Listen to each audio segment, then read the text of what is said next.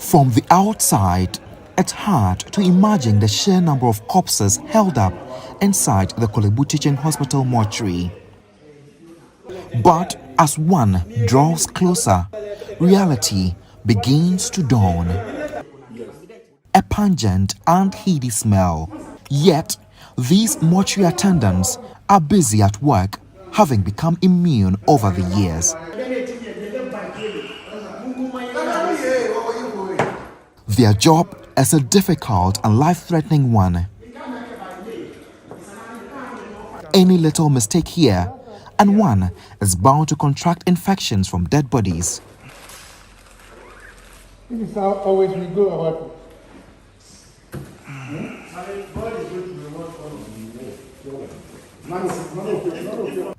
This has also been worsened by poor working conditions. Due to the lack of space, dead bodies lie on the dirty bare floor with flies hovering around them. This dead baby, with flies almost entering his mouth and nose, left tears in my eyes. Water droplets from dead bodies are stuck on the floor and cannot flow freely due to the terrible nature of the facility.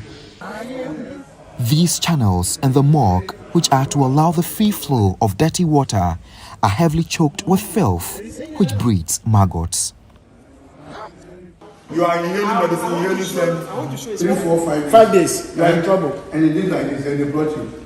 And we are coming to do autopsy.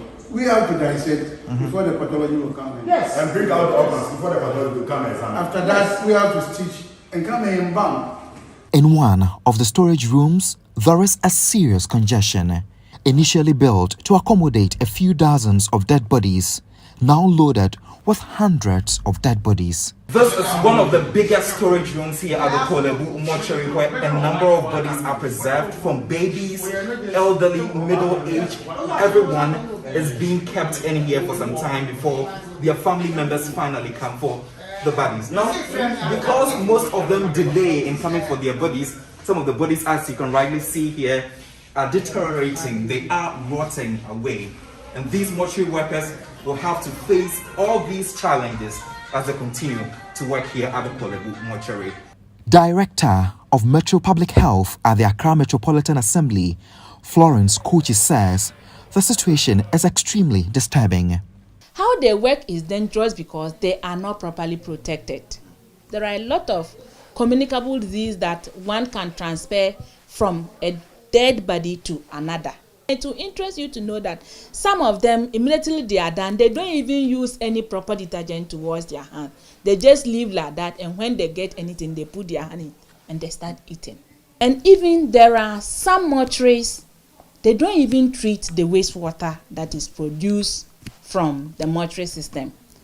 Some just have a connection from the mortuary straight into either a drain or the lagoon or any nearby water body. But the Mortuaries and Funeral Facilities Agency, the body mandated to ensure proper functionings of the mortuary, says it is helpless. Emmanuel Autry is the acting director of the agency. The working conditions is not the best, let me put it that way. But the agency, of course, is making frantic effort to ensure that the working conditions in which they work improves. The usual challenges of a new facility, we are also bedeviled with it. And principally, we are looking at issues relating to financing. But the challenges faced by these workers don't end inside the mortuary. Meet 36-year-old Mercy Okaile Okaija, who has been a mortuary attendant for 9 years.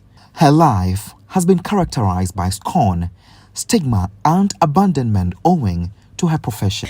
If maybe a guy approach you and say, "Oh, lady, you are very nice, I want to stay with you, I want you to be my wife," sometimes friends will start making fun of the guy. Hey, I won't try dear pa about every human. All of the sudden, Benhuana, Bemana started say, "Oh, yeah, and the some styles be Benhuana watching." Some of my friends, when they saw me right now, some people call me Samale. Some want to make fun of you or and that stuff, but She recounts how her biological mother disowned her for 3 years after she took up the job. every day trouble. Even 3 years, my mother don't want to even see my face or talk to me. Mercy says friends have distanced themselves from her, but her passion is what encourages her to persevere. She is, however, unhappy about the working conditions at the mortuary where she works. Yeah, Brankasa. So someone will pass away, if whether it's HIV, tuberculosis, you don't know what kind of sickness is taking this person to his early or his grave. But that's your work for you to do. So please, the governments to come to our head and listen to us. We have tried to talk to them severally, but no response. 52-year-old Richard Tindani heads to work, which is a few kilometers away from his home. He has been a mortuary attendant since 1989. Ebin me say, so we are mortuary man. Nature say, un candy pan. If you are a mortuary man, it doesn't mean you are not part of human beings. But it does not bother me at all. So whatever people say, I don't care. And it's not even true we the mortuary men sleep with the corpse. According to a study conducted by the Journal of Healthcare Organization, Provision and Financing, mortuary attendants are poorly paid despite their workload coupled with huge health risks. The study says conditions of service of mortuary attendants should be reviewed to reflect the work they do, considering that their job demands do not allow them to engage in other economic activities. It says this will contribute to attracting even better educated people and improve the services of the mortuary attendants. Richard Tindani agrees. He currently receives less than 1,000 Ghana cedis monthly as salary, a pay that is too small to cater for himself and his family. Imagine the work we do as mortuary men. Our salary is not even up to 1,000 Ghana cedis. It is not easy for us at all. We are really struggling. Our salary should be somewhere around 2,000 Ghana cedis or 3,000 Ghana cedis for senior ones like me.